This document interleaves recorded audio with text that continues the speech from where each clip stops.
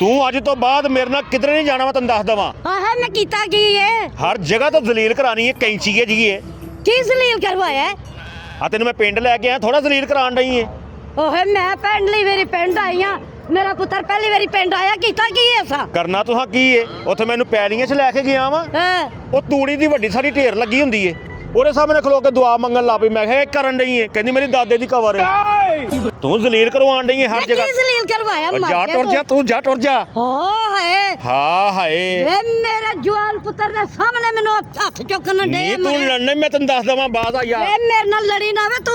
ਉਹ ਤੇਰੇ ਪੁੱਤਰ ਨੂੰ ਮੈਂ ਤੇਰੇ ਪੁੱਤਰ ਨੂੰ ਵੀ ਤਾਂ ਤੈਨੂੰ ਵੇ ਮਰ ਜਾਏ, ਵੇ ਮਰ ਜਾਏ, ਵੇ ਮਾਰਾ ਹਾਂ। ਵੇ ਮਗਰਾ ਲੱਥ ਮੇਰੇ ਓ। ਮੈਂ ਮੈਨੂੰ ਇੱਕ ਵਾਰੀ ਇਜਾਜ਼ਤ ਦੇ ਦੇ ਤੂੰ ਬਸ। ਤੂੰ ਕਰਨਾ ਕੀ ਹੈ? ਮੇਰੇ ਕੋਲ ਮਾਫੀ ਮੰਗਣੀ ਹੈ? ਜਾ ਟੁਰ ਜਾ। ਕਰਨਾ ਕੀ ਹੈ? ਵੇ ਜਵਾਨ ਪੁੱਤਰੀ, ਨਿਕਲੋ ਚਲੋ। ਵੇ ਜਵਾਨ ਪੁੱਤਰੀ ਹੱਥ ਉਹ ਚੁੱਕਣ ਦੇ। ਜਵਾਨ ਪੁੱਤਰ ਏ, ਬੁੱਢੀ ਮਾਈ ਨੂੰ ਲੈ ਕੇ ਨਿਕਲੋ ਇੱਥੋਂ। ਚੱਲ ਮੈਂ ਨਵੀਂ ਕਰ ਲਾਂਗਾ। ਵੇਖਾਂ ਦੇਖ ਲੈ ਮੈਨੂੰ ਕਰਦਾ ਇਜਾਜ਼ਤ ਦੇ ਦੇ ਅੰਮਾ ਇੱਕ ਵਾਰੀ ਤੂੰ ਬਸ। ਆ ਸਤਮਾਈ ਬੱਕਰੀ ਦੇਤੀ ਮੈਨੂੰ। ਵੇ ਸ਼ੁਕਰ ਕਰ ਵੇ ਮਰ ਜਾਏ, ਕੋਈ ਮੇਰੇ ਵਰਗੀ ਲੱਭੀ ਆ। ਹਾਂ ਕਈ ਹੋਰ ਲੱਭੀ ਹੁੰਦੀ ਤੈਨੂੰ ਦਿੰਦੀ ਡੰਡਾ, ਹਾਂ। ਪਤਾ ਲੱਗਦਾ। ਆ ਤੇਰੀ ਮਾਂ ਦੋ ਭੈਣਾਂ ਹਨ, ਹਾਂ ਇੱਕ ਬਿੱਲੀ ਪਰਸੋਂ ਫੌਤ ਹੋਈ ਏ। ਅੰਮਾ ਜਾ ਨਹੀਂ ਜਾ। ਪੀਤੀ।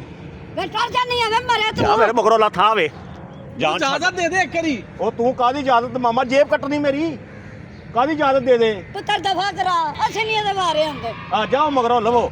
ਤੋਈ ਮਗਰੋਂ ਲੈ ਉਹਨੂੰ ਕਹਿੰਦੇ ਹੈ ਏਡਾ ਕੱਦ ਤੇ ਕੁੜੀ ਦਾ। ਉਹ ਬਾਅਦ ਚ ਪਤਾ ਲੱਗਾ ਸਾਊਦੀ ਅਰਬ ਰਹਿ ਕੇ ਆਈ ਹੈ, ਥੱਲੇ ਉਹ ਕਿਸੇ ਨੇ ਵੜ ਛੜੀ ਏ। ਜਾ ਟੁਰ ਜਾ।